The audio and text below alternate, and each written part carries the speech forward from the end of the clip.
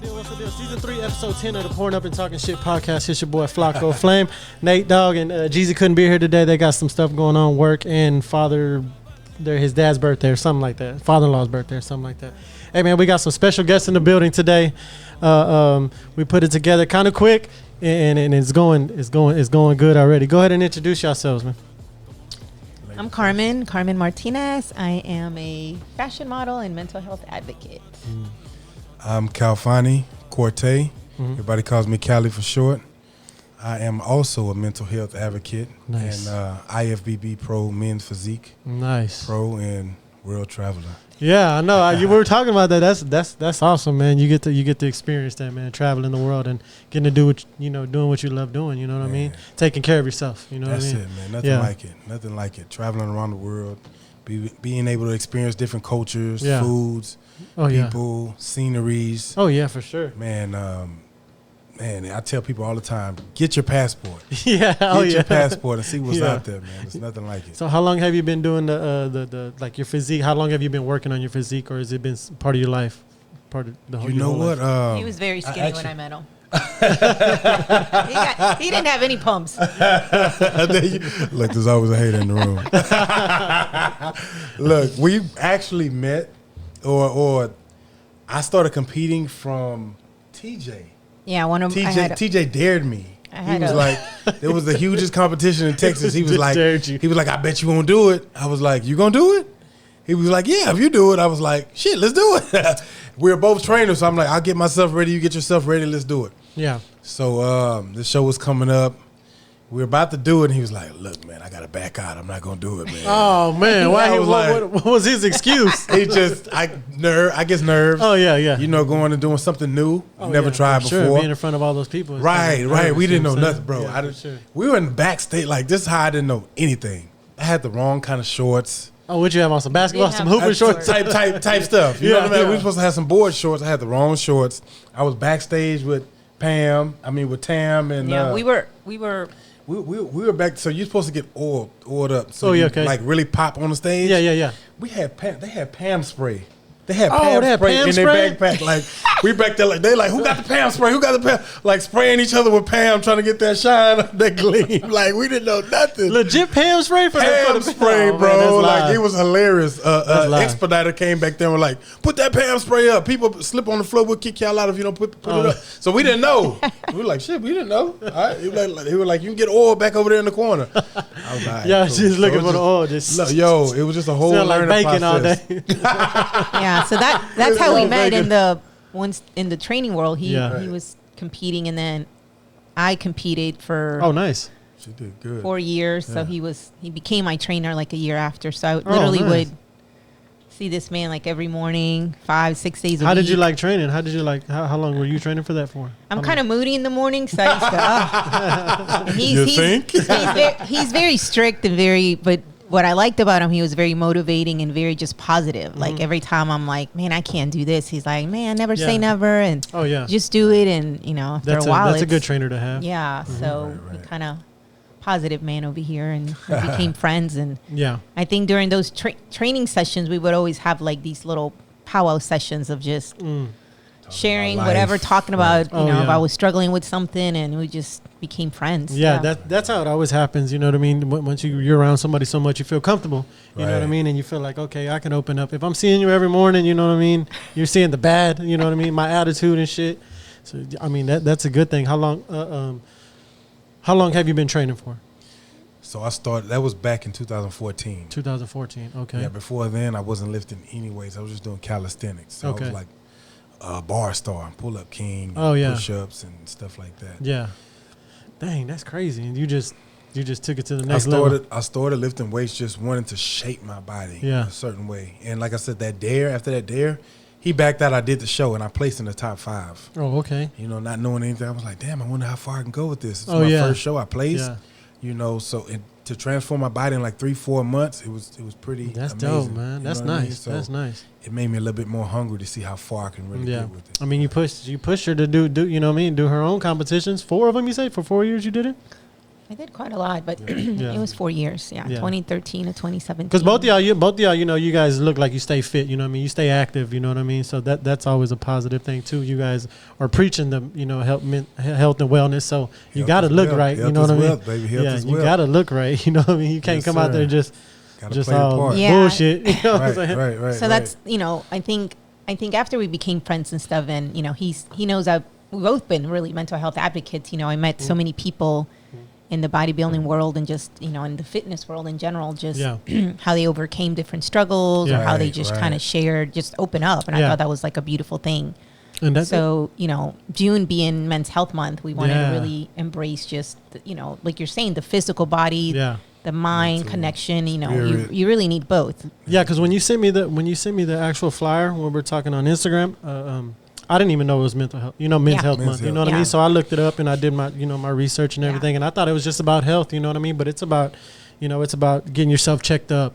It's about, you know, exercising. It's about mental health, you know what I mean? It's about, it's a whole full circle. Yeah. So it's like for men, you know what I mean? And it is Men's Health Month, you know what I mean? So what made you get into the men's health? You know what I mean? You know, I think men's health started like in the 90s, either 92 or 94. Yeah. Congress really wanted to put an effort on, you know, those preventable diseases that were killing men, you know, statistics that are still high.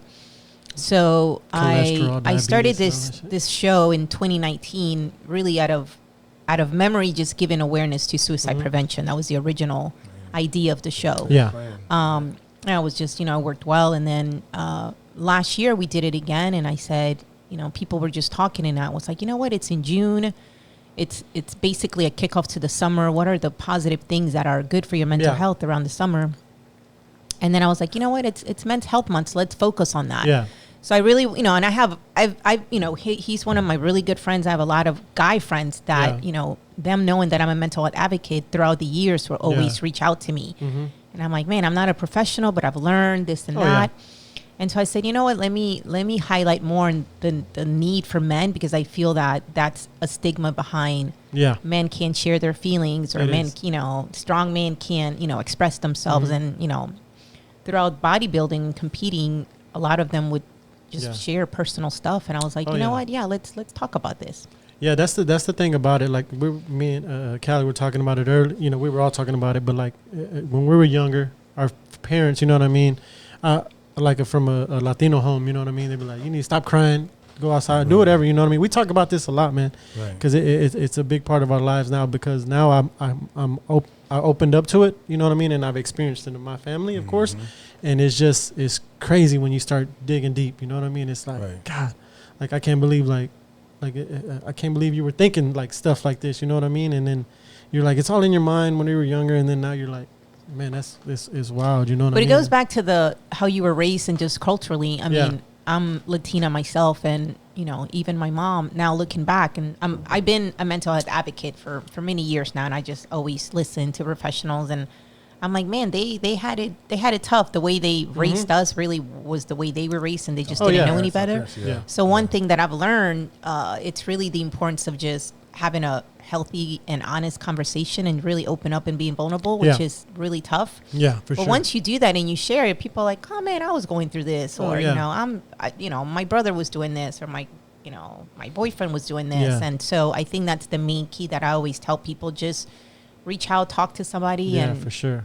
You know, I like doing that. I like getting people to open up, you know what I mean? And it's not just a, you know, I could delete the whole thing, you know what I mean? If they don't want to talk about it, you know what I mean? I'll erase the whole podcast if that's the case, you know what I mean? But just to get somebody to open up and express themselves, how they felt, you know what I mean? Like they were going through this time when their mom passed away, or like my last guest, he was, I haven't posted his episode, but he was telling me how he came to Houston from the Valley in New Mexico, and how he lost his mom, but his whole world crashed. So he was going through mental health issues, and then he opened up to me, and I'm like, he was like, man, I didn't even think I was going to talk about this. And I'm like, you know what I'm saying? I kind of turned it down. I was like, I could stop this shit. You know what I mean? He was like, no, it's good to talk about it. Right, and I'm like, it's the same. Yeah, it's kind of, I feel like you guys are doing the same thing. You know what I mean? Definitely. One statistic that people don't know is depression is the number one mental health condition that men suffer. And I think that's one thing that people don't realize. Depression, they think of a view of what depression looks like, but it has a whole different meaning when men are struggling with that. Because like you said, growing up, we're taught to hold it in, be tough. Yeah. So my background, my dad is from West Africa. He's from Ghana. Yeah. Oh, he's from Ghana. Okay. Yeah. And my mom is from South Africa. She's from Swaziland. Now it's Eswatini. Okay. So it was an African household. Yeah.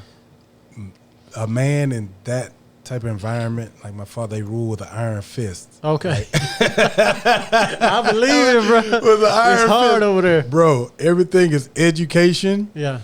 Discipline, respect. Oh, yeah. Everything. If you get out of line in any kind of way, you got to suffer the consequences. Oh, yeah. For sure. You know I mean, that's the way it So, is, man. That's a good thing, though. It's not a bad thing. I mean, some of these kids need that now. No, a lot of them. Yeah. But it can go past a certain level. Oh, you yeah. know what I mean? It could go too far sometimes. And in our generation, when we came up, it was a normal thing for us to get beat. Yeah, get hit. yeah. You know, I hear all kind of friends getting hit with extension cords and getting hit with all kind of stuff. You know what I mean? So it's a norm, but it takes a toll on you. Oh, yeah. Because growing up as a kid going through that, you're like, damn, why am I getting beat like this? Yeah. You know what I mean? Yeah. You don't feel like you deserve it. Yeah. It at times builds a type of hatred. Yeah. You know. Oh, yeah, for sure, for sure. Just, for that person. But as you get older, kind of like Carmen said, you realize that's all they knew. Yeah. So Yeah. my father grew up in boarding school. Yeah. Oh, So damn. he wasn't even at home with his parents like that. He got sent off. Yeah. So you living in dorms with a bunch of other guys, and it's like survival of the fittest. People steal your food, and just all kind of, what I mean? You gotta do something about it. Right. And so he grew up like that. It was kind of militant. So his mindset was more militant with us, and he didn't play at all. Yeah. You know what I mean? So it made me who I am, and made me the strong individual I am now. Yeah. A lot of those whoopings and beatings. Yeah. Hell yeah. But there comes a point like when it's so much where you don't even have tears to cry anymore. Yeah. So I think in that, it just made me a really strong individual. Yeah. To where, because life isn't easy, right? Yeah. Yeah. For sure. No, hell no. So it taught me to be able to endure. Yeah. More. You know what I mean? Yeah. And things come your way because a lot of people break. Oh yeah, for sure. And know what I that mean? experience, those experiences you went through, you know what I mean, to talk to somebody else, you know what I'm saying? You've been through that shit. Right. Not just, not that person, because some people, you might have a doctor that you can't relate to, you know what I mean? Right. Or a psychologist, of course, you know what I mean? You go in there and talk to somebody, you don't even know them, you want to go, so that kind of, that connection, you know what I mean? Like when you share that story, you know what I mean? Now I know, you know what I'm saying? We kind of went through the same shit. You know, right. Whooped and shit like that, you know what I mean? But then with that, as you get older, like I said, they didn't know any better. Oh, yeah. That's how they were raised. That's what they saw. Yeah. You know what I mean? So it's up to you to actually forgive. Yeah. And let go. Because the thing I learned is that if you don't, man, you wear a weight around your neck. Yeah. Because this is somebody you're supposed to love. Who Yep. helped raise you, paying your way through life your first 18 or however many years. Yeah. You know what I mean? And like I said, it's all they knew. So I had to pray about it, man. Yeah. I got closer into my spirituality later on in my later teens and young 20s and stuff like that. Yeah. And I was angry with my father at first. You know what I mean? Yeah. Through everything, man, it's all kind of crazy stuff. Oh yeah, for sure. For sure. Just leave it at that. But I prayed about it. God told me just to leave it at his feet, and I did. Yeah. And I forgave my father and just swept it up, Yeah, because that'll take a toll on you, and then you'll put that on your kids as well. You know what I'm saying? I find myself doing that to my son, like being hard on him. And then my wife would be like, "Hey," you recall and remember what you've been through. Yep. And my wife would be like, "Hey," and then I'll chill. Check yourself real quick. Yeah, I'll check myself and I'll go and I'll tell him, "Hey, look, I'm sorry." Talk you know what I'm to saying? him, I'm sorry. Whatever. Because it's definitely a different generation now. The kids are a lot more sensitive. Oh yeah, for sure. They're not like when we were growing up. We were outside all the time, playing, doing different things. Now the kids are always a little inside. bit more emotional now. A lot more. Yeah. A lot something happened not too long ago, and my daughter, she mentioned about mental health. Like, that can mess up my mental. And I'm like, I said, when I was young, like, I didn't know nothing about that. You know what I mean? So well, I think the generation now, even the younger generation, people that are still teenagers or young adults or just getting into adulthood, they're actually looking for that. They're looking for ways to, and you see it now more on social media with the conversations of mental health, the conversations of depression, the conversations of struggling are, they're there. They're all over there. So I think now going back into those generational traumas, you know, breaking that cycle is a huge thing. And I think acknowledging of, you know, okay, there's something that I don't want to teach my kids, especially once you become a parent. It's, you know, so it'll change you really quick you know. It will. It's an intelligent individual. You've seen what you fed them, what you went through like that. You don't want your kids to have that disgust or hate or disdain from you, where they can always open up to you and tell you things. And because I'm stern with my boys, you know what I'm saying? I'm stern with them, and I don't let them disrespect nobody or yes ma'am, no ma'am. You know what I mean? Yes ma'am, no ma'am, whatever. Or disrespect mom or whatever. And they know, like, if they get out of line, like, you know what time it is. I'm gonna tell you how many. I'm gonna tell you how many. Like, if not, I'll ground you, of course. But if you out of line, then you gonna go pop. You know what I'm saying? And my little one, he told me the other day, he was like, Dad, when I have kids, can I whoop them? And I said, hell yeah, you can whoop them. And then my wife was like, she was like, see, you whoop them too much. I said, I do not whoop that boy enough. I said, I whoop my kids. I said, hell yeah, you go whoop them. I try to use that like as a last resort. Like, it's not off the table, but I try to use it as a last resort. Because communication right now, I found is so key. And if you can talk to somebody and they can get it like that, it's better. You know what I'm saying? And physical, because like I said, it'll cause hatred. You know, I had to whoop my daughter not too long ago because she just got out of line with something. You know what I mean? And she got mad with me. But I'm like, don't get mad at me, baby. Since you've been a baby, I told you every action has an equal and opposite reaction. So when you do something wrong, there's a consequence to it. When you do something right, there's a positive consequence. Wrong, there's a negative consequence. And she understands that. She knows she did something wrong, but a lot of time people don't want to see their faults. You know what I mean? And it caused a slight rift.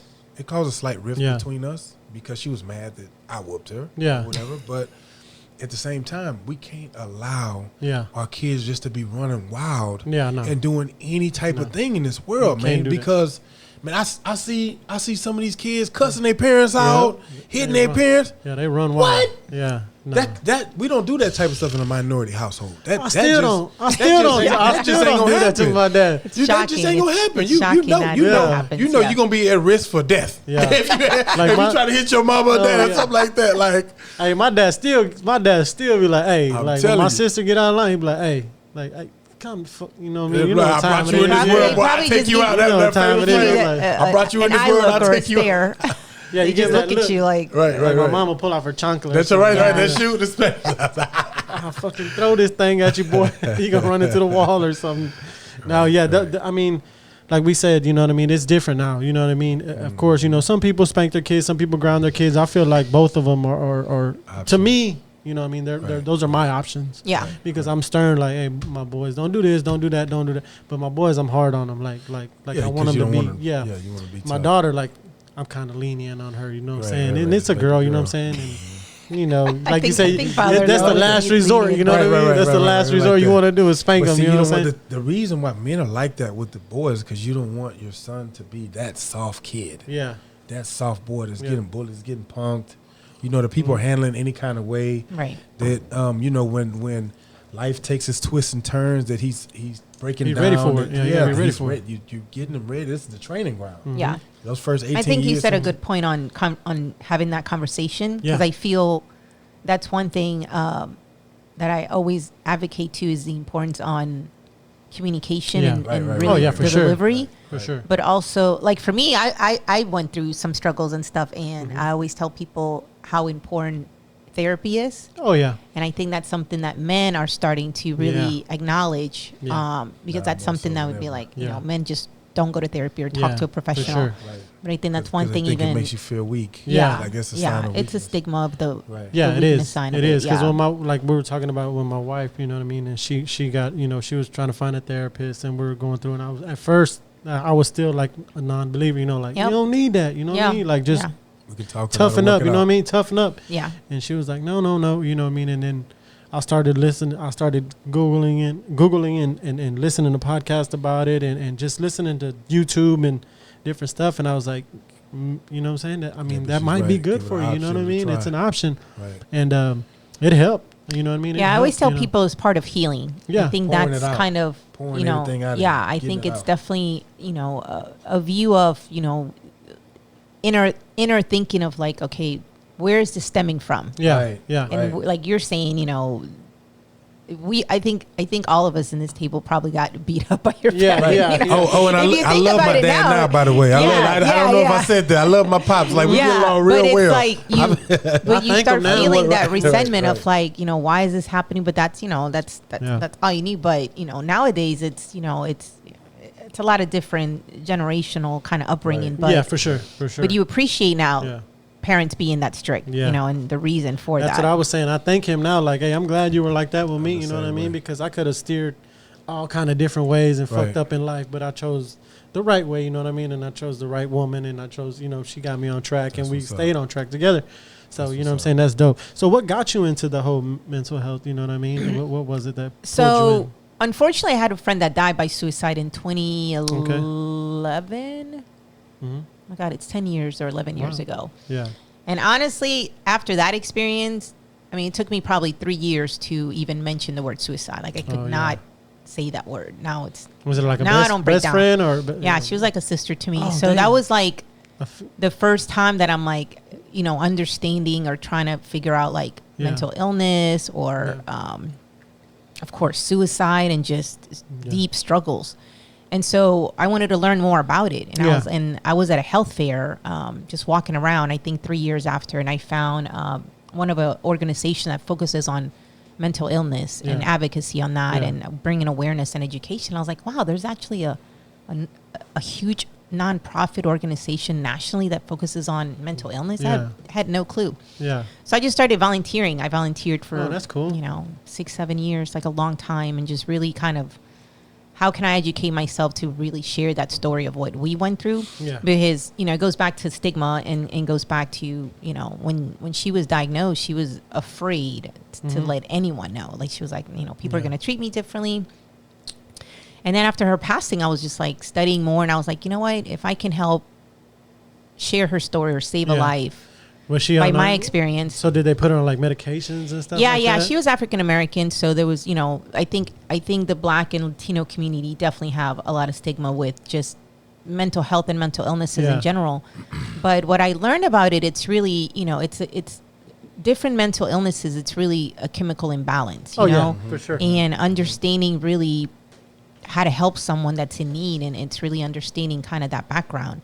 So I just, you know, I became a certified teacher to teach to Latino families and really all types of family, but focus on Latino families because I had to learn like our background and things like that. So statistically, it used to be 1 in 5 people were diagnosed with a mental health condition before COVID. 1 in 5. Oh yeah. After COVID, now it's 1 in 3. Yeah. COVID did it bad. Yeah. And so I think going back into focus on men and Men's Health Month is in 2020. So the CDC releases statistics every 2 years. The last ones, another one should be coming out next year. But the latest ones that we had was Latino men and Black men right now are at the highest when it comes to completion of suicide, the highest rates. And so I feel like, okay, where is this, you know, stemming from and things like that. So to me, it's always just a goal of just bringing awareness and education and, you know. So what does it say? What does it say? Like the statistics. Like, is it from drug abuse or is it from like family stuff or does it say or not? There's so many different options as far as like there isn't one reason. One thing I learned, you know, just discussing suicide, and people always think of suicide as like. There's no one definition. There's no, you know. So now I work for the American Foundation of Suicide Prevention. I'm a special events manager there. And they're going to be, they're sponsoring the. Yeah, so they're, we give back to the organization. They have over 70 chapters nationally. Yeah, we support the Southeast chapter. Yeah. And they raise funds to do free educational, really trainings to schools, to businesses, to organizations. We have a big program called Talk Saves Lives. And it's a 45 to 50 minute, 1 hour, less than 1 hour long program. We provide it virtually in person. And really, it's like a mental health 101, almost like a CPR class. That's dope. It tells you everything about and how often, warning signs. When do y'all do this? anytime anybody request it. It's completely free. So how do you request? How do you find this? You just go to the national website of the American Foundation of Suicide Prevention. Is just afsp.org. Mm-hmm. You can just Google Southeast Texas if you live in Texas, but there's chapters all over. Yeah. You just request it, and we provided. I just did my first one. I got trained in the Spanish Talk Saves Live. We just launched the Spanish Talk Saves Live in October of last year.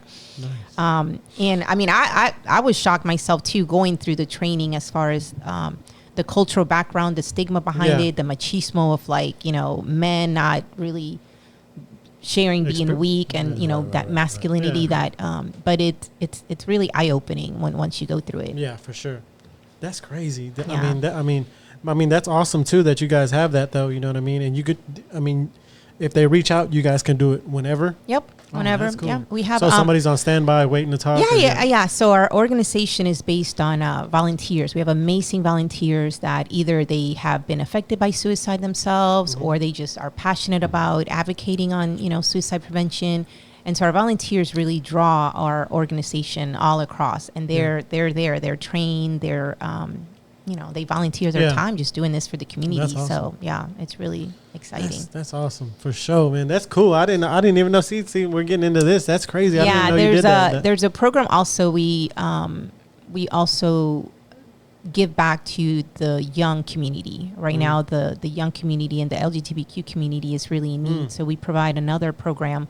One of them is called More Than Sad. Mm-hmm. So it really targets college students, you know, what they're struggling and things like that. So sure. there's a little bit for everybody. Oh yeah, hell yeah. I mean, everybody needs help. It just depends on who's going through what. You know what I mean? Everybody's going through something. Yeah, and after that, after my friend's passing, you know, it took me, like I said, 3 years, and I just really education is the key, because there was a lot of misconception. Yeah. I remember, I'll never forget this. It's funny because I remember the day, that morning, right? That after you're like in shock and you're like, what in the world just happened? Yeah. And people were reaching out to me and just texting me or calling me.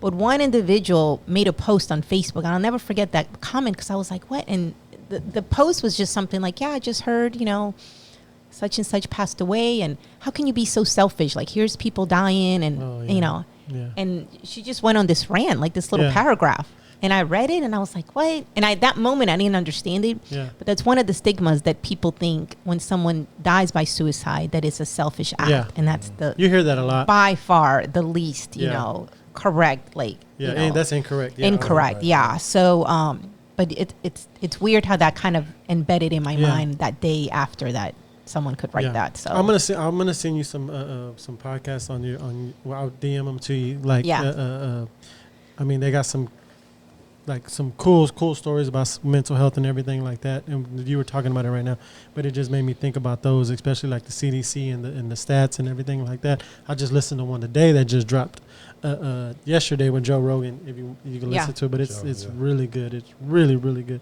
But yeah, well, we did a campaign also 2 years ago, 2021, for Mental Health Awareness Month, which is in May. So May is Mental Health Awareness Month. June is Mental Health Month, a little bit everything. July is Minority Mental Health Month. Oh, cool. And then September is Suicide Prevention Month. Oh, nice. So we did a campaign. Kali was one of the 14 individuals. So we did 7 men, 7 women that competed with, not competed, but they encouraged each other and the community for 7 days. We actually did it for 14 days. We raised funds for the nonprofit that I was working at that time. And really kind of shared their story. We did some testimonials. Those 7 men kind of open up, 7 women open up. Nice. And every day was a Instagram campaign. We're probably going to bring it back next year. Yeah. But every day was motivational activities, how you can kind of keep your mind and your health, and just really motivated people. That's cool, man. Yeah. So that's real cool. A lot of people need that. You know what I mean? A lot of people need that. Sometimes it's just a post that you'll look at and it's just either to motivate you or make you think. You know what I mean? Like sometimes I look at motivational posts and I'll go run. You know what I'm saying? Like 3 miles. You know what I'm saying? Yeah. Like I've been trying to run 3 miles a day for the last couple months. You know what I mean? So I'm like, you gotta do baby steps. Let me show you. I got what I'm running. You gotta do baby steps. Look at that, 33 miles this month. There we go. 12 runs, baby. All right. No, but I mean, I get motivated on stuff like that. You know what I mean? And like it's like mental health and you know what I mean. It's like health and wellness. You know what I mean. Like I look at like David Goggins or something. You know I was just what I mean? about to say you get David Goggins. Look at a post and get up and run. I was like, you must be looking at David. David Goggins, Cam Haynes, and you know what I mean. A lot of them dudes, and they do motivate me, man. They like a lot of get your ass off the couch. You know what I mean? Stop BSing. Lazy, right? Yeah. So you know that you guys doing that as well. You know what I mean? And talking to people. You never know. It might be that one person. You know what I mean? Out of everybody, you know, if you save that one person, like just talk to that one person. That just happened with me the other day. And that makes it all worth it. You know what I mean? That makes it worth. That makes all this worth it. You know what I mean? Exactly. Yeah, I think people forget that, you know, when it comes to, you know, mental health and, you know, mental health conditions which affect your mental health. I mean, mental health is really how you act, how you feel, how you behave. You know, everybody has that, and you have to really prioritize that. But we always talk about it and on different things. When, you know, when we were training, I would always share my struggles. He would share his struggles, and I think that, you know, creates that bond of really a safe space of for sure. Who do you have to really just express yourself? And I think one thing that I've learned as a mental health advocate is really just the power of listening and the power of just being there. Mm-hmm. There's a lot of people that are just like, yeah, you know, I'll be there. Let me know. But you can't just say that. You literally have to show up. Yeah. Like, you know, for example, depression is the number one mental health condition in the world, you know, well, I don't know if the world, but the U.S. Yeah. But and people just think it's like when you're up and down that you can literally just pick yourself up. Yeah. And when you have a chemical imbalance in your mind that you can't pick yourself up, you really have to show up for that person. Yeah. So that's one thing, showing up that, you know, most people that are always, you know, diagnosed with something, they're just struggling. You don't have to be diagnosed. You're struggling. You know, they feel like they don't want to be bothered. They don't want to reach out.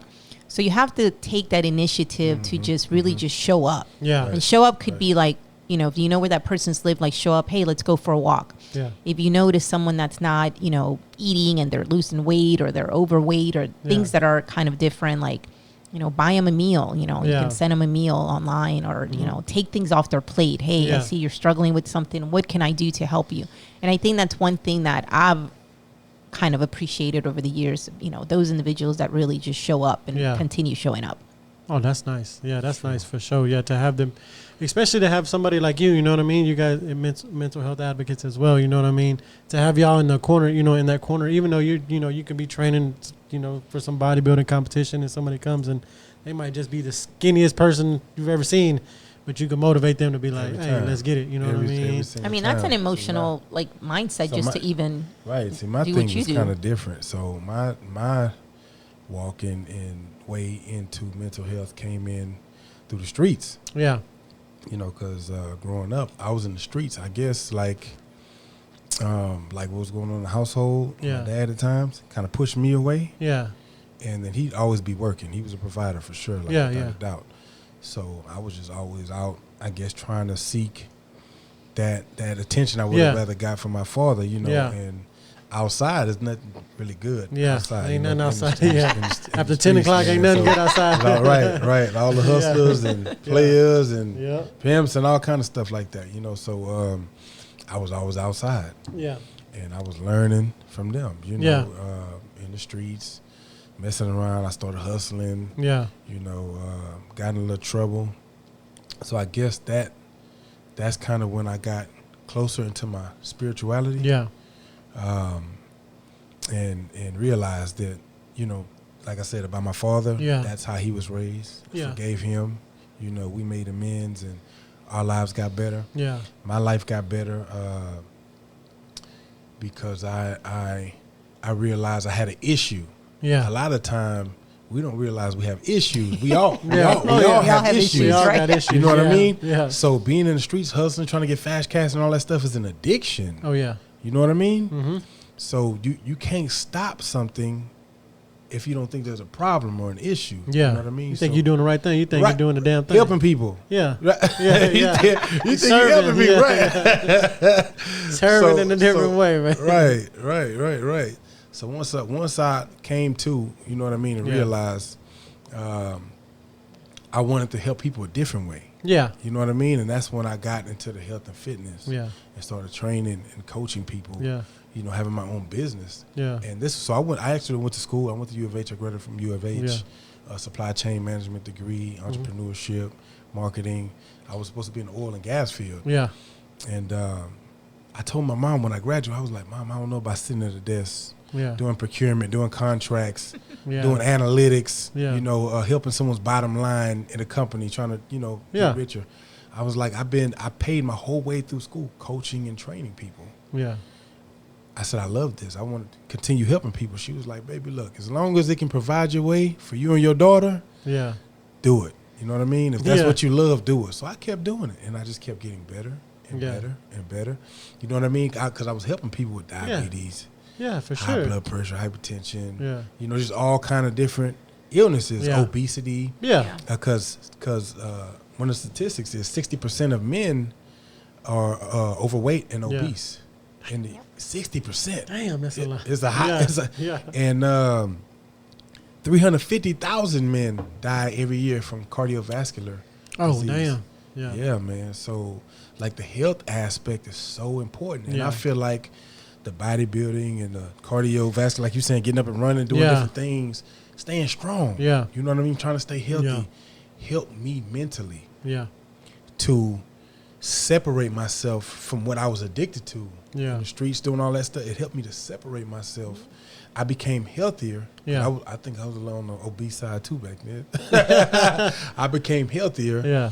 And as I got healthy, I was able to help more people. Yeah, for sure. You know what I mean? So when I can literally say, like, bodybuilding saved my life. Yeah, for sure. I was on a collision course. Yeah, but like when somebody comes to you and talks to you, about mental health, I mean, you can relate as well. You know what I'm saying? Relate. You can relate. Like you was at that point, in the streets, and then you went to the heavy side, and then you worked out and got, I mean, a lot of people like that, man. And it's good, for anybody like who goes to a coach, they think, oh, well, this guy's just physique is just off the chain. You know what I'm saying? That shit, you didn't get like that overnight. Nah, you know what I mean?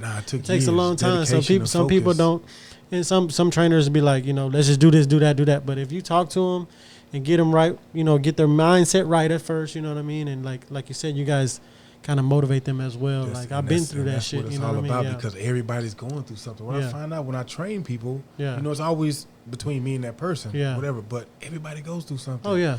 And if you're spiritually sound, mentally strong and healthy, then you can help this person through something that they're going to. And that's where I work my ministry at, in the fitness. Because we had a mutual friend. You remember Todd? Yeah, of course. Yeah. One of my buddies also committed suicide. Oh, damn. And that's what got me deeper. Died by suicide. Yeah. Not committed. Died by suicide. Yeah. And that's what got me deeper into this, like with Carmen. Yeah. Because he used to compete also, but he just felt like his back was against the wall and, was going to lose everything. And I tried to be there, and I think I missed one of his phone calls. And then the next thing I heard was, I felt so bad. Oh, yeah. Yeah, I remember we talked about it. I felt so bad, man, because I was like, damn, I could have. Yeah, because everybody thinks about that. Right, right. Because just the other day, one of my friends was going through something, made me call him. I called him.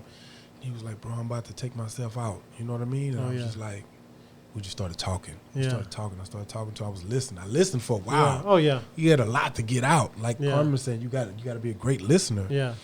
You got to let that stuff out. So he was letting it out. And then I kind of gave him some solutions. Yeah.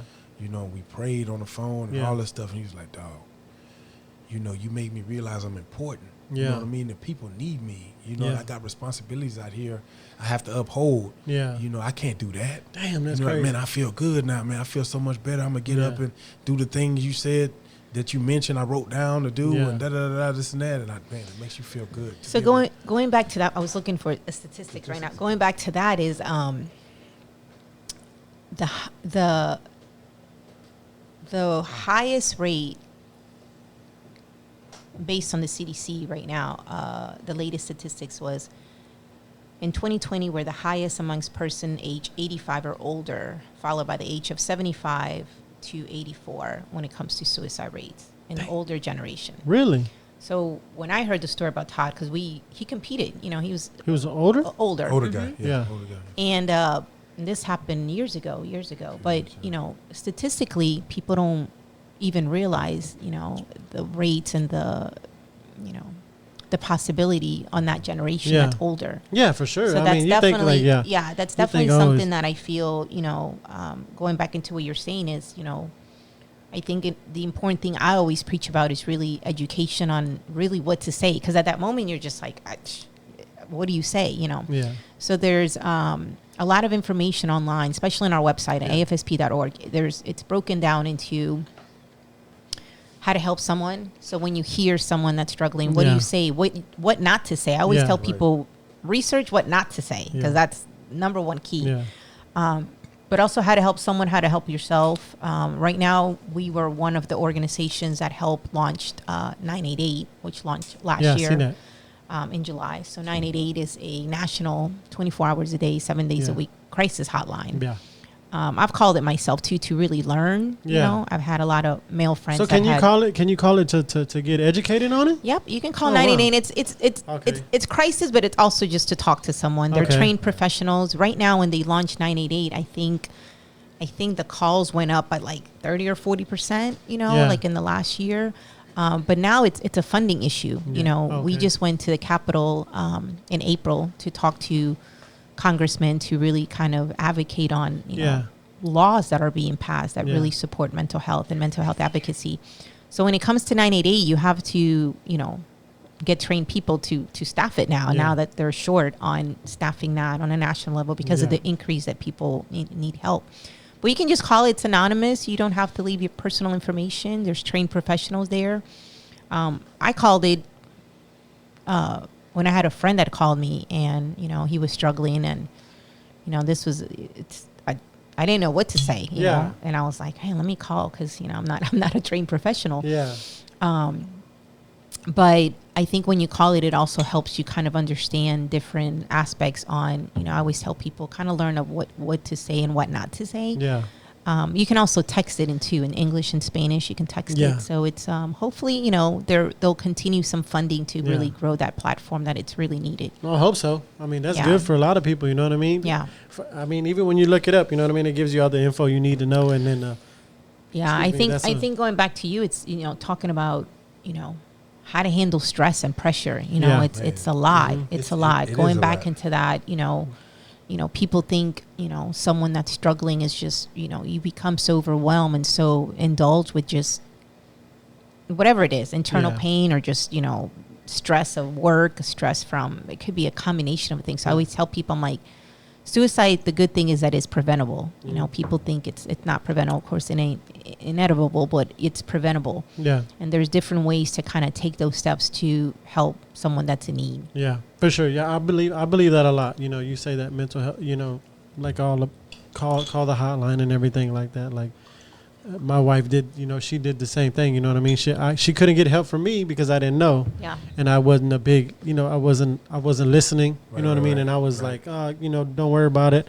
Kind of tough it out. You know what I mean? But it's like she said, like she's not sick of us, but she's like sick of herself. You know what I mean? It's just like, I'm like, damn. You know what I'm saying? And I didn't listen. You know what I'm saying? And at the time, like when we talked about it, and I finally realized that, you know what I'm saying? I was emotional and shit. I was like fuck, like I didn't even like, you know, I wasn't there. You know what I'm saying? I wasn't there. Like I should understand it. You hadn't been through something like that before. It was new. I'm more of the tough love. I'm more of the tough love. You know what I'm saying? Like let's tough it out. Yeah.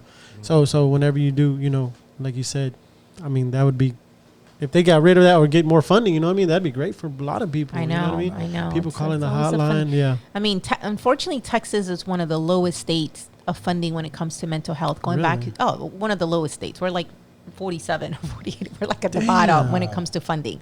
Why is that though? Just, you know. Nobody wants to pay. Nobody wants to get no money. I mean, but it's needed now. You know, it's like, you know, it's hard to find. Yeah, it's hard to find like appropriate therapist. Yeah. You know, if you go to psychology.com or psychologytoday.com, you can find so much information there, like important information there, completely free online. Yeah. But you know, it's one of those things that it's like the funding is slow with facilities to help those that are struggling. Finding a right therapist is really low right now. Finding an appropriate Latino or African American therapist, you know, it's hard to find, but it's just, you know, it's a much needed, you know, source out there that needs to be taken. I mean, that's a good part of, you know, that's a good part of the convention you guys got going. So what is the name of, it's the 24th, what is the name of the whole entire thing? So Fashion Fitness Swim is the event that's going to be June 24th. What was it called? No, it was called something hot. Yeah, something like it hot. Something like it hot. Some like it hot is really more for the summer, like some SUM, short for summer. So I wanted to kind of focus collectively. So can I wear this? Can I wear like shorts? You know what I'm saying? Come however you want. Yeah, whatever. Yeah. So some like it hot. We wanted to really emphasize on, a kickoff to the summer. Yeah. It's a runway fashion show, but it's really highlighting, like you said, Men's Health Month. Yeah. But we really highlight leading up to the event, and on the day of the event, we have on-site resources and vendors and things like that. So we want to highlight what makes you kind of enhance positively for your mental health and for the summer. So it's like the week, the week before officially becomes summertime. And so we kind of focus on 3 different categories. Fashion, because I always think just Houston is just a fashionable city. Everybody's just trendy. Fitness, the component of health and mind connection, really kind of highlight, how fitness is important. And the swim part came because I was talking to a lot of my female friends, and I know when it gets closer to summer us as females are like, oh my God, my body's not ready. Bikini's not ready. My body's not ready. And I'm like, you know what? We want this perfect body, I guess. But at the end of the day, it's really just, if your mind is good and you're confident. So I wanted to kind of embrace that into the runway itself. So it's, fashion, fitness, swim is the 3 categories. So June 24th, first year we had like 800 people that came in, I think. Oh, nice. And what kind of vendors do you guys got out there? We have different vendors. We have Topo Chico, shout out Topo Chico. Health and wellness vendors. We have, of course, the American Foundation of Suicide Prevention will be there. We have we highlight also entrepreneurship. Okay, cool. Because I really feel that that's something that locally a lot of people that have struggle or have overcome, entrepreneurship. So that's what we kind of have: local designers, local vendors, things like that. Cool, Food, companies like Gyro King. Yeah. Oh, yeah, got like food vendors and everything as well. Yeah, Gyro King is one of our main vendors that supports mental health advocacy and Men's Health Month. So they'll be out there giving out. And you guys got some special like what is it? Hosts? Are they hosts? Or are they like? So our host is Houston's Lala. Yeah. She's been a good friend of mine. We've talked over the years. Things that she just, as a public figure kind of struggles and things like that.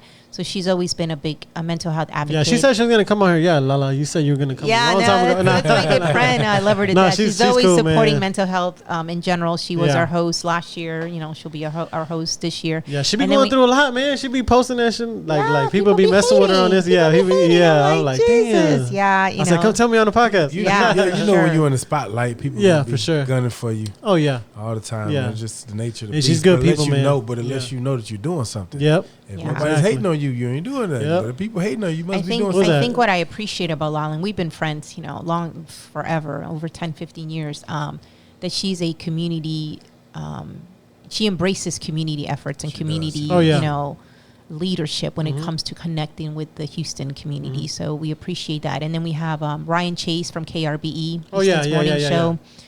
He had COVID last year. He was going to come last year. He got, unfortunately, COVID. He got sick. But he's also very supportive of mental health advocacy. So I think it'll be great to see the two of them this year. That'd be nice. That's going to be nice. So and this is your third, right? Third annual, this is our third one. Third one, right? Yeah, it's our third one. So, we're expecting a good... It's a hot show. It's a hot show. We have beautiful people that come and show up. I seen you got like Mr. Olympia and all that, right? Yeah. Brandon, my buddy, he's coming down here. Oh, that's nice. Yeah, Brandon Hendrickson is our 3 times champ, Mr. Men's Physique Olympia. He shared kind of struggles up and down that he's been kind of in that journey of just competing. So he was there in our very first show. Right. Very first show, he was there. Probably the most humble individual that he's super laid so back guy. Humble and laid back. That's nice, man. I mean, y'all got some good guests, and then y'all got Kirko performing, huh? Yeah, he's gonna be part of our fitness journey, fitness segment.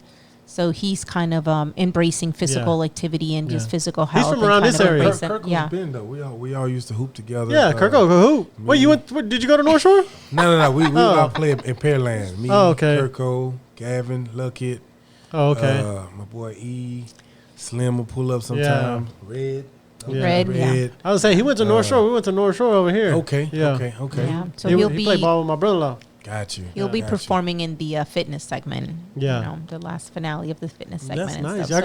Y'all got a lot of cool stuff going on. You know what I mean? And like whenever, like as far as like advocates who are going to speak, what are the topics they try to touch on mostly there? So we're going to be releasing a PSA commercial with the men. So the men that we select on the show are really highlighting, you know, go back into men's health is these individuals were selected really from embracing their lifestyle on, you know, first they share kind of individual struggles that they've overcome, but also how fitness and how health and wellness have really helped them overcome those struggles. Okay. So we're going to show, right before the show, we're going to show some really kind of, you know, dope videos that we recorded, you know, the last 2 weeks, really showcasing the men of the show. And we're going to release some of these videos leading up to the show next week. So going back into highlighting some statistics, men's health, and really kind of focus that. And then proceeds from the ticket sales go back directly to our local chapter, our Southeast Texas chapter of American Foundation of Suicide Prevention. So right now we're pushing sales of the tickets to make sure that people come. And it's a good time. It's a good time, but it's, you know, the website is just fashionfitnessswim.com. Yeah. But, you know, we really want to support everything that AFSP does and everything, you know, on an educational research component, on advocacy component. And it's completely free. And I think a lot of people forget that there's free resources out there for all types of communities. Yeah, that's nice. I mean, everybody should attend it. You know what I mean? Do you guys have a Q&A part, or is just like a pretty much not this year? So next year we're going to extend it into so the fashion show is always the last Saturday of June, you know, right before 4th of July weekend. But next year, we're going to do kind of a Q&A men's workshop group leading into that the week before. Where we're actually going to have some of our men community leaders, you know, and really kind of create a safe forum on, you know, Men's Health Month. Oh, that's nice. Might do some fitness activity workshops with this guy. Are you walking the runway? Not this year. Not this year. We got so busy last year. We forgot we forgot to even take a picture on stage. I'm like, damn, we didn't even get a picture. Our first year, we were all like, we were all together. We were ready. And then now everybody's last year, I'm like, damn, he was moving around. He's on the floor. I'm backstage. We have also Kevin Murray. He's one of our partners. Kevin Murray is it's his birthday, ain't it? Yeah, it's his birthday weekend. Yeah, it's his birthday weekend, but he's a big philanthropy, always supports mental health, so it's a big supporter. And then Kelly's one of our stylists backstage. She's an entrepreneur herself in the community, and so that's the four of us just kind of putting it all together. So that's what I was going to ask you, like your team, like to put all this together, just you guys, like just y'all? Yeah, it's just us four. No shit. Yeah. Damn. And how hard? But I mean, it's a lot. You guys got a lot going on. You know what I mean? It's a lot of different parts, and you know, a lot of moving parts. Yeah, a lot of moving parts. Like you got putting the rappers, and you got talk show, and then you got vendors and everything. Like one gets sleep and maintain. She goes hard, man. Yeah. Carmen goes hard. I'm the vision of it, I guess. You know, because I always felt like, you know what, Houston is such a giving city. Yeah. And, you know, we attend a lot of events, and we go to a lot of events, and I was like, you know what, why don't we put this event together? My vision was really to highlight suicide awareness and really highlight just the need of that conversation. Yeah. And, you know, I've been a fashion model since, you know, I was 16 years old, and I have that industry. Yeah. And even in the modeling industry, you always struggle through, you know, depression, and struggled through, you know, just negative thoughts and just all these things. And I said, like, why don't we put this event together that, you know, it's nice, it's fun, brings the community together, great engagement, but also discuss a topic that's really a reality, and that's what's happening. Yeah. So that's how it really kind of all came about. So how long does it take for you to put something like this together? I know it's only 4 of y'all, but I mean, only 6 months. I mean, we talked about it as soon as the show is over. Right now, we're like talking about next year. The next one. Yeah. Okay, that's dope. Right away. Good. That's right away. And because I know I've talked to people who put on different shows, like as far as like rap shows or whatever, you know what I mean? But it takes a long time because it takes a lot. There's a lot that goes into it, you know what I mean? There's a lot that goes into it. A lot of people you got to talk to. You got to talk to sound guys. You got to talk to promotion people. You got to talk to lighting people. You got to, you know, stage. Well, the good thing is we've had the same vendor, Premier Light and Sound. Yeah. My friend owns that company, and they've been there since day one. Nice. They've been supporting us. They support the cause. You know, small business owned company now that, you know, so they pretty much know the logistics of like the look and feel that we want. You know, we want to make it inspirational. We want to make it motivational. Yeah. You know, I mean, it's hard to see. So I come from the fashion world where, you know, on a runway, you really get, you know, sometimes like you focus on like you have to be a certain size to be a runway model. You have to be this size and not. And I remember when I was going through working out and I met, you know, Kalfani, the journey of working out and that physical activity and kind of pushing myself into something, because I was really skinny. But I remember that was probably the healthiest I've ever been. I got lean, you're healthy, and I felt so great. And I was doing, you know, when I first started modeling was really runway. Yeah. And I remember someone said, well, we can't book Carmen anymore because she's just so muscular. Like, you know, she doesn't fit that model. Yeah, she doesn't fit that model look. And in those words, I was like, what? Yeah. I'm healthy. I was really overcoming this grief that the bodybuilding world just kind of embraced with just being healthy and just being motivated. Yeah. And I was just like, well, screw you. I was like, I'm going to put on my own freaking fashion show. And so when I met these, you know, individuals in the bodybuilding world, I just felt like there's so much beauty in just the body in general, all types of body shapes. So one thing about our fashion show is that we embrace all body shapes, all women, all men, really highlight, a physique of really being, you know, really lean and muscular. Not even that, but just the process that it goes to it is not something that you just, you know, people just show up and you're like lean and fit. It takes a mind, a struggle, a determination. I went through that. So I'm like, you know what? I would love to embrace someone that is lean and fit and healthy. Yeah. So, you know, maybe that might not be Model-esque per se, but, you know, it's individuals that are really putting their health first and just really working out. And so that was really my push of why I put the show in the first year. And then we're going to bring it back in 2020. We were ready. COVID hit. COVID everything up. Yeah. And then 2021, we talked about it and Kevin was like, come on, let's do it. And I'm like, man, we got to deal with like 50% capacity in the cut. And I was like, it's too much. It's too much pressure. I said, let's just wait one more year. And so last year we brought it back and people still remember it from 2019. And I was like, you know what, let's bring it back. Let's add more men to the show for Men's Health Month. And so this year, you know, continue being that highlight. So this is our third year. That's not because I was looking at the old pictures and stuff like that. I Googled them and stuff and it was dope. You know what I mean? You guys had a lot of going on. Yeah. And, it's a lot of shit going on. You know, it's a lot of moving parts. And like you said, it takes 6 months. I won't get any sleep next week, but it's okay. I love it, though. I love it because 6 months to do something like that. You know what I mean? And you guys are already working on the next one. You know what I mean? And that's the whole thing is, you know, our vision is to grow it into, you know, like I said, a community event, really highlight men's health, really incorporate. We have one of our friends that's he did a great workshop for men. He highlights on men's workshop with the importance of therapy, professional, getting help, you know, seeking help, and really overcoming those things that men really don't talk about in that safe space. So he'll be on site. We just want to kind of, you know, highlight the importance of just mental health overall for everyone. And is there somebody there that if in case somebody needs help, is they can go to the booth, right? They talk. We'll have that on site. Yep. That's dope, man. That's dope as hell. Super dope event. You got to come, man. Yeah, for sure. I was gonna write. I was like, put me down for 2. You know what I'm saying? I don't know who's coming with me, but I'm bringing somebody with me. Yeah. My old lady or probably my brother-in-law. One of us. My sound guy, of course.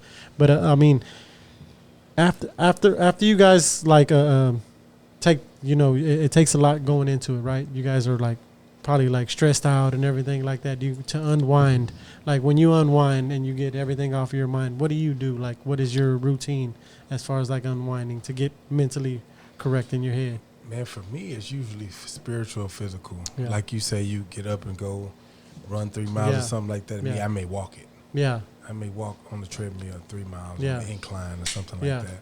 Or go get a workout in the gym or just get into a deep prayer or something like that and just relax my mind, calm my spirit. Mm-hmm. You know what I mean? Mm-hmm. And stay connected with my higher power. Yeah.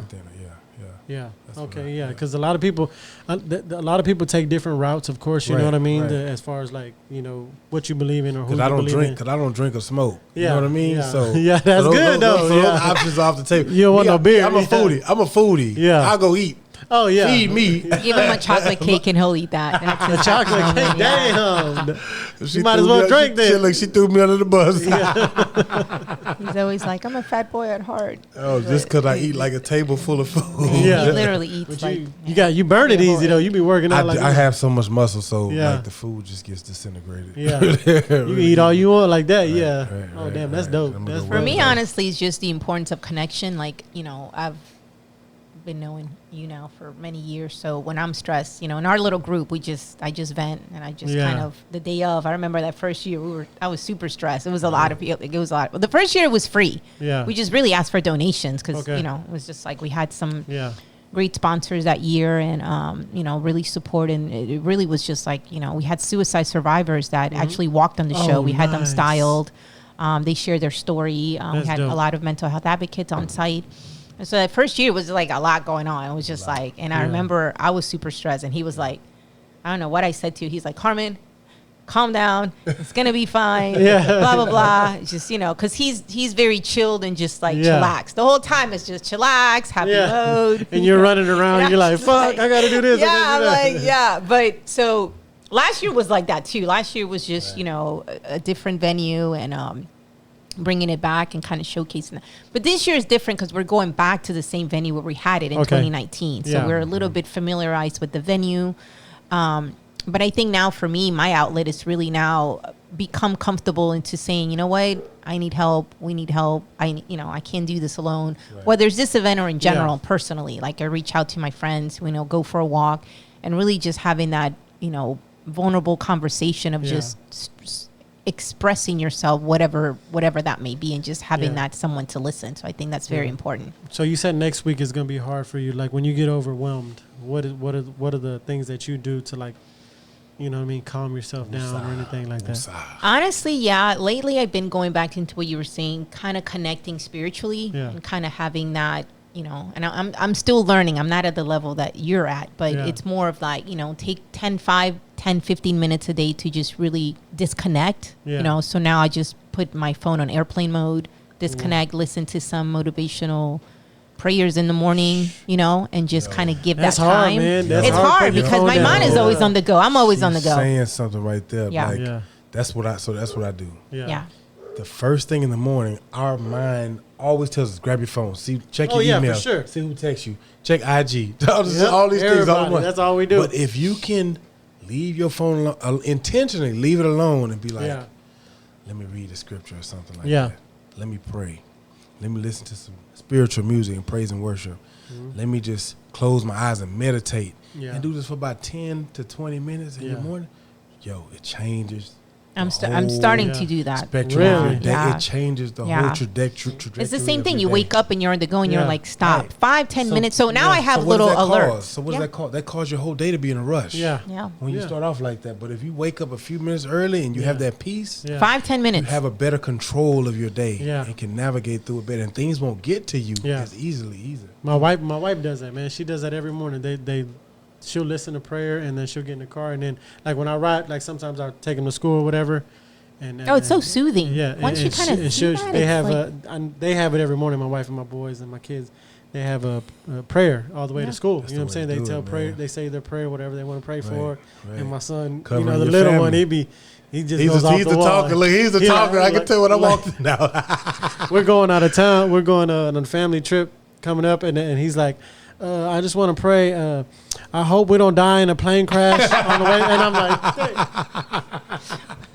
like, damn, bro. He's a wild boy. I said, damn, bro, Paul, hold on, man. You gotta say something else. I mean, I ain't gonna lie. Sometimes I don't do it, but it's the journey of like those baby steps of doing it in the very beginning. And I just, now I just kind of purposely put my boundaries on airplane mode on like these times to this time. I don't want to be bothered. Really? I don't want to be.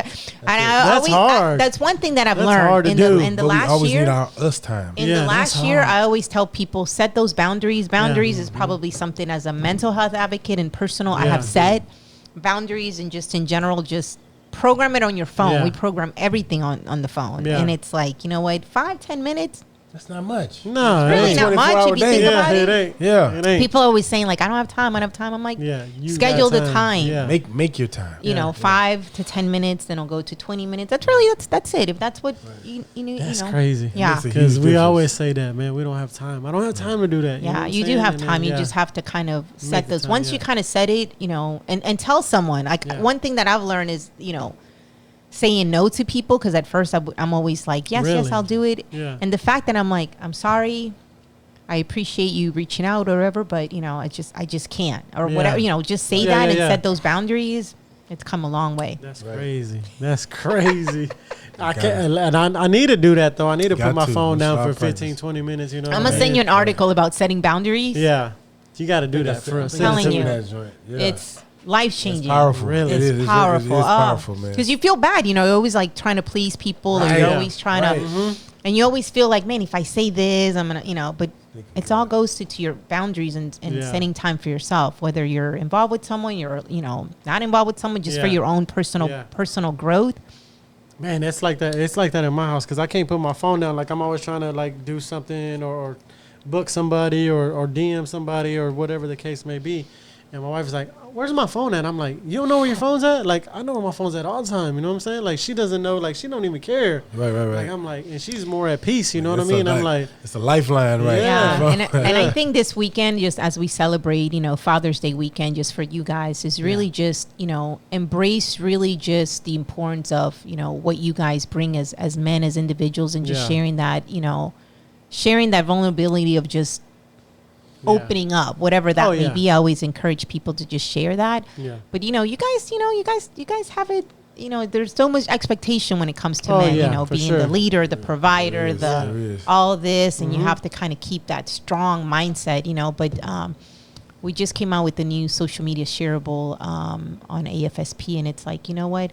Asking for help is a sign of strength. You know, so when you're feeling, you know, individual, you know, have someone to really ask for help is, you know, it's a step in the right way. Yeah, that's. I mean, that says a lot. You know what I mean? Because it is hard for us. It is. I mean, it's hard for women too, as well. You know what I'm saying? It's kind of equally as hard. You know what I mean? Yeah, of course. Because they're expected to, you know, hold down the house and hold down the kids and all that. You know what I mean? But we kind of 50-50. You know what I mean? We do both. You know, she works, I work. Kids are, damn, we all over with the kids though. Damn. I be like, damn, these motherfuckers. So I'm tired of them right now. No, but I mean, it's fun too at the same time. You know what I'm saying? I couldn't imagine my life any other way. You know what I mean? Right. Any other way without them as well. You know what I mean? It's just, it's crazy. Newly engaged man over here. Yeah, I know. Congratulations, man. And you only got one child? Two. Okay. My daughter's 15 and my son is 4. Oh, you got okay. It's spaced out, Yeah, that's a big gap. I got the same gap. Mine's got the same gap too. Right? Yeah. And then I got 19. Then I got the 5. 6. 6. Yeah. He just turned 6. I keep saying 5, but that's a big gap. It's a cute age at 6. Yeah, they're all different. You know, they all got their own different personalities. You know what I'm saying? Like my little one, the youngster, he's more on like my level. You know, he's outgoing. He's outgoing. You know what I mean? The older one is kind of to himself. And then my daughter, she's kind of quiet too. You know what I mean? She probably don't even know her damn address for all I know. You know, something like that. You know what I mean? That's the kind of shit that we be on. I'm like, damn, girl, you don't know nothing. You got a car, you don't know nothing. Like, man, you gonna get lost going around the block. But that's how it is, man. You just gotta hope for the best. You know what I'm saying? I just gotta pray for the best and hope for the best for them, man. That's all we can do. So with like the whole convention you got, what is your guys' main goal? You know what I mean? What is the main goal to reach out to people and to let them know? Like, what would you tell everybody? Like, honestly, the main goal for us is the awareness component. Mm-hmm. I think education and awareness. The main goal is to really kind of showcase the individuals that, you know, they're not alone, that there's resources out there, and to just really be be honest with themselves into the sense of just getting help when help is needed. Yeah. So I think our main goal is really just awareness. Letting people know how important their mental health really is. Yeah. You know what I mean? It's important for all of us. Yeah. Because we all go through different ordeals on a day-to-day in life. We all have different stresses and different burdens that we have to bear. And especially for men, you know, we always feel like the weight of the world is on our shoulders. Yeah, for sure. Although women do a lot. Oh, hell yeah. Women do a lot. You can't take nothing from women. No. Right. But with a man, it's like you leave every day, and if you have kids and this and that, it's like the kids looking, Daddy, I'm hungry. Daddy, this and that. Yeah. Your wife like, baby, we got to pay the bills. Yeah. And you like, then your boss is like, this and that deadline. So it's like you got a lot. Yeah. And we don't talk about it, man. We keep it all inside, just like, shit, this is what I saw my dad do. Yeah. You know what I mean? So I just got to walk it out, deal with it the best way I can. Yeah. Our main thing is just to let people know you can talk about it. Yeah. You can. You should have friend circles or members in church or people you fellowship with, or, utilize the hotline.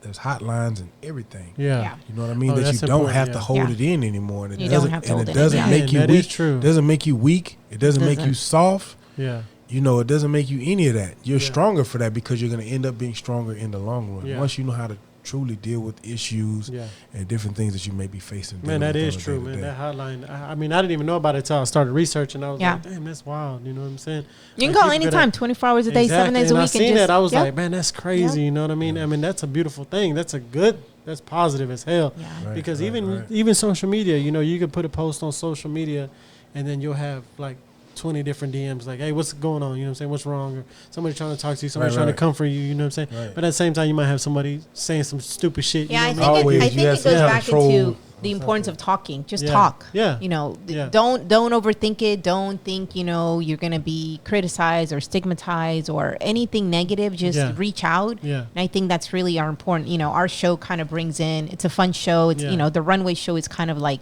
the icing on the cake. But the main thing around it is really kind of that advocacy component of just, talking, reaching out. Yeah, because when you see the flyer, you know what I'm saying, it's the runway models and you see all that and then you see like what you got going on. But behind the scenes is the main thing is mental health and men's health. You know what I mean? Exactly. That's dope as fuck. So that's one thing on our website we wanted to kind of put together, because people are like, oh, it's a fashion show. I'm like, no, if you really think about how we're all connected, it's the main basis on, things that make you positive or make you feel positive as the summer kicks off. So we want to kind of highlight, summer months. Summer months are good for, being outside and activities and connecting and just, so that's what, we want to kind of just embrace the importance of just prioritizing your mental health. And it's just for everyone. Sure. Especially for us, for men, it should really be a priority because, man, we don't live as long as women. Yeah, for sure. Our life expectancy isn't as long. Mm-mm. There's so many different statistics. For example, like I said, 350,000 men die from cardiovascular disease every year. Mm-hmm. Also, 3 in 5. I think 3 in 5 men only don't get checked up. Right. Oh, prostate cancer is, one. I think 1 out of 9 men suffer from prostate cancer from not getting checked up. 230,000 men. These stats are getting closer and closer, bro. 230,000 men a year die from prostate cancer. Yep. 700,000 people get cancer every year, and 300,000 of them are men that die from cancer. So our health is super important. Taking care of ourselves. Yeah. I want to get those checkups, like not being scared. The prostate, getting a check when you're 40, 45. Yeah. You know what I mean? If you have a history in the family, you go get it checked earlier. Yeah, 45 now, I think. Yeah, that's what 45, it was. Yeah. We're starting even younger now just because of that. Right. But it's one of those things that just like, this month as men, the men that are out there listening, just, ask for help if you need help, set your boundaries, get checked up physically, go to the doctor, do everything you have to do. Add some physical activity into your routine. Walk, something simple as walk. Like my neighbor was like, he wanted to lose some weight.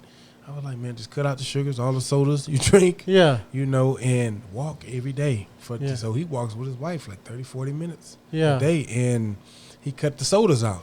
He lost 35 pounds. I think you have to. He lost 35 pounds from walking and just doing it. I think people think of like when it comes to physical challenges, like they think of like, I have to do, workout or whatever, right? But start small. Right. Set those little baby goals. So it's once a week, then go to twice a week. Accomplished. 5, 10, 20 minutes a day, and then build it from there and add it. It'll make a huge difference. Man, that's dope, man. For sure, man. People need to do that though, man.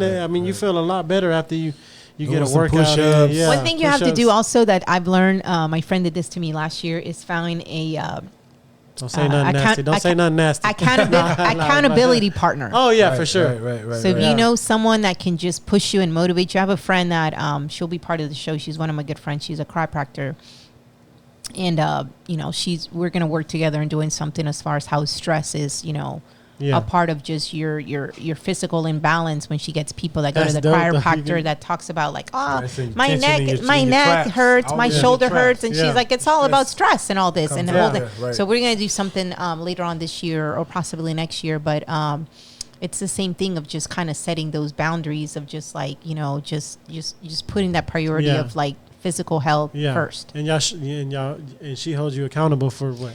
So last year she's literally at the gym at 4:00. I know if I'm up and I can't sleep, who do I call? I know she's already at the gym. Mary Beth. I'm like, oh Jesus. Really? And she's made it a lifelong commitment of just like, hey, this is a journey for me. So at 4:00, from 4:00 to 6 a.m., she's out there. Damn. But in the beginning last year, after COVID, there's a lot of people that really just got into that routine of just losing just motivation. How do they gain a lot of weight. So find that individual, have them help you, share, express really what you're struggling and what you need help with. And I remember reaching out to her and she would text me every day. Are you up? You're doing this, you're doing that. And I'm like, damn, it's almost like you don't want to feel bad. Same thing when we were training in the morning. You ain't got to do no 4:00 in the morning. No, you know what I'm saying? But just find the time that works for you. Just find the time, but whatever after time. you get home, if it's early in the morning before you have to that's 4:00 early. The kids get up. If you trying to be like the Rock. You trying to be like the Rock. We would work out in the morning. I was like his first early in the morning. That was my thing. Like I can't do it at night. But find what's really right for you and just kind of if you need help, just ask for help. If you need someone to just walk by your side, get a circle. Like you said, there's accountability people out partners. There. Get some of your homies like, man, we got out of shape since high school or college days or whatever. Man, let's start hooping. Something, anything. And I bet you a lot of them will be with it. Oh, yeah, for sure. For sure. I mean, a lot of them now, you know what I'm saying? I know a lot of them now, they work out and they try to run and they try to, do a little bit to keep healthy, you know what I mean? Right. And I mean, that's a good thing, you know what I mean? I'd be like, bro, you can do it. Like my buddy who lives down the street, I went to high school with him and his son started working out. I'm like, damn, they going hard. I'm like, damn, they looking good too. Right. I'm like, I told my son, I said, man, we got to do something, bro. We got to keep going. We got to keep going. We got to keep pushing. I mean, also the importance of as you age, as you're aging, it's even more important to really put your physical health first. Your physical health first, everything else falls apart. The mindset is really important. But man, if you don't prioritize that and, based on what you're saying, it's like, we are so busy sometimes that I'm even at fault sometimes. Our physical health is just like, I'll deal with it. But man, once that starts falling apart, right. That's why we say health is wealth. Yeah. Because it doesn't matter how much money you have. You know what I'm saying? If you're not healthy, you can't enjoy it. Yeah, you can't. If you a multi-billionaire, whatever, it doesn't matter. Yeah. Because you can't go out to eat. You can't travel if you're bedridden. Yeah. You know what I mean? So you got to take care of yourself. Got to take care of no matter what. Health and wellness is the thing. And you guys are you're doing a lot for that. You know what I mean? And the whole convention, you guys got a lot going on. So when is it? When's crunch time? Crunch time is next week, or it's already popping already? Crunch time, Ben. It's been crunch time. Yeah. No, we have some beautiful models this year. We actually double the size of the models that we've had.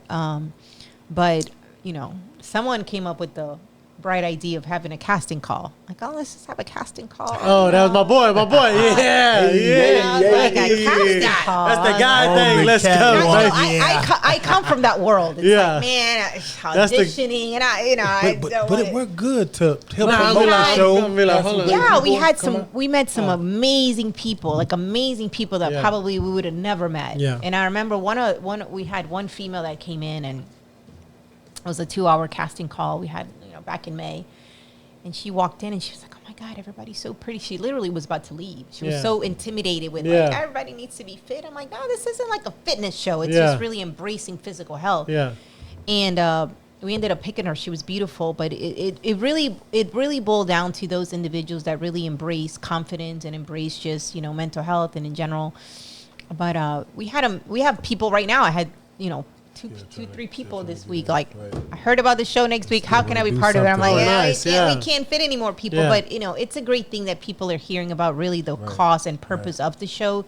it's really a fundraising show. We want to raise money to give back to our local charity that's here doing amazing things. But it's going to be this year's. And then you double the models, so that's always good. Man, you know what I'm saying? So it's casting. Bro, what's up? No, he was already out of town for the casting, so it was me, Kevin, and Kelly, and we had a good time. We had over 100 models that came for the casting. So how many did you guys pick? 50? Out of 100, we already had 25 from the previous years. We only picked like 25. Okay. So 50 total. Okay, that's what it was, 50 total. But it was double. It's it's a lot. But they're great. They're embracing. They're exciting. I mean, they really kind of bring that energy on stage with really body positivity. That's one of our main things for the show is body positivity. Really focus on that.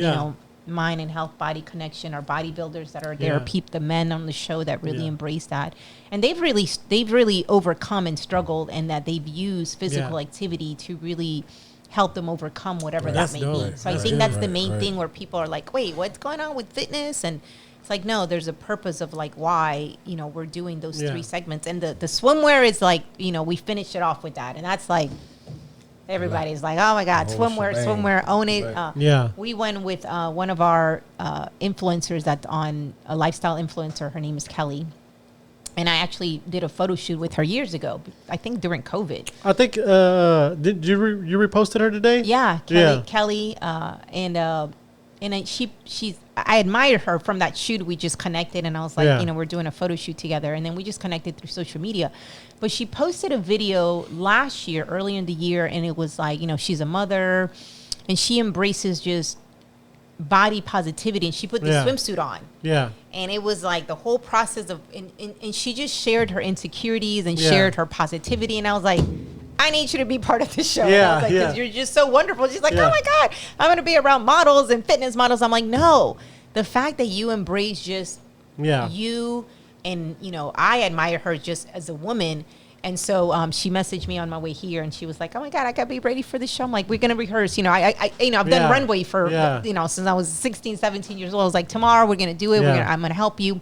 But I think those individuals that we really select for the show, it's really, they share that body image positivity, and they embrace health and wellness. They're just they give an outlook. They've shared their struggles also on social media. So we really want to embrace, especially somebody like that. You know what I mean? Who doesn't feel like they fit the fit the mode. You know what I mean? But you're just. It's funny because our first year we had we were just like, I really was focused on the suicide survivors on that scene, and so we had fashion, which really were my friends, my fashion models that I've been doing runway for a while. I reached out to them, and I was like, can you volunteer your time to come in? So the first segment was really just the fashion models. That's how we did it our first year. The second segment was fitness, so we really just selected the fitness models, like people that we met during bodybuilding. And the third was like a swim, a little bit, everything. And it was so funny to see that backstage. You were backstage, and it was like the fitness models looking at the fashion models, and they're both like, "Oh my God, I'm intimidated." They're like, and I'm like, "All of y'all are beautiful people. Like, all of y'all are beautiful." So it was it was kind of beautiful to see the dynamic that they're both kind of like, "Oh my God, I'm a fashion model, and then I'm a fitness model," and I was like, but it just shows you how everybody feels. They loved it. So all those, like, a few of those models that were there from the very first year coming back this year again, and they just love the cause. They love everything about our designers. Also, we have one designer that lost someone due to suicide. So she decided to do her swimwear line around that, in memory. What was the name of the swimwear? Her swimwear line. Sun Patrol. Oh, okay. Yeah. So she, she was like, this is, she just heard it. Somebody else connected me, but that's why we embrace entrepreneurship. People that really are having their own design. We have some of the men that are designing their own fitness apparel that are showcasing. So we really want to, embrace and highlight those individuals that are really making a difference in the community with their own apparel line. Yeah, you got to. I mean, especially in the city, you know what I mean? Everybody's doing something out here, you know what I mean? Everybody's doing something in the city, man. Especially H-Town, it's getting bigger and bigger. Fucking more crowded and more, crowded. Man, people that have moved to the city. I know. I said that earlier. I was like, man, people need to stop moving here already, bro. It's crowded. There's traffic. That's what I was telling you about the traffic.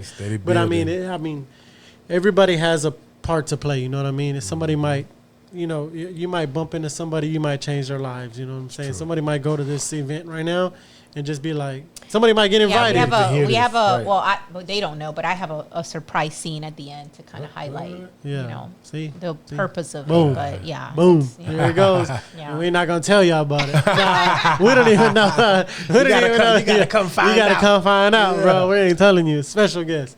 No, that's dope, man. That's dope. So the like everything that we talked about in the next 10 years, where do you see all this? Like, how do you see this going now?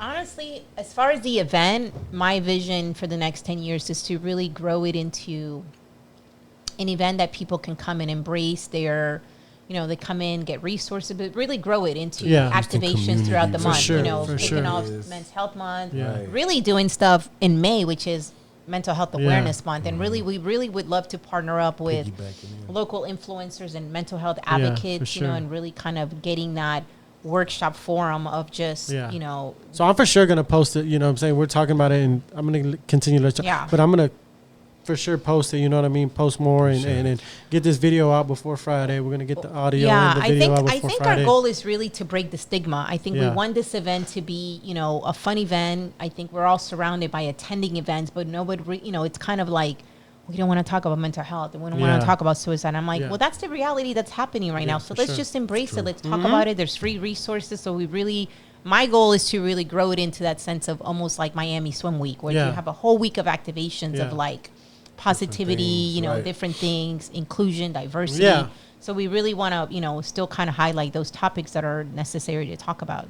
Honestly, man, I mean, I didn't expect it to be this good. Like, I've got a lot of, I didn't think the feedback was like going to be like, I mean, I'm into it. You know what I mean? I feel it because mental health, I mean, it's a lot.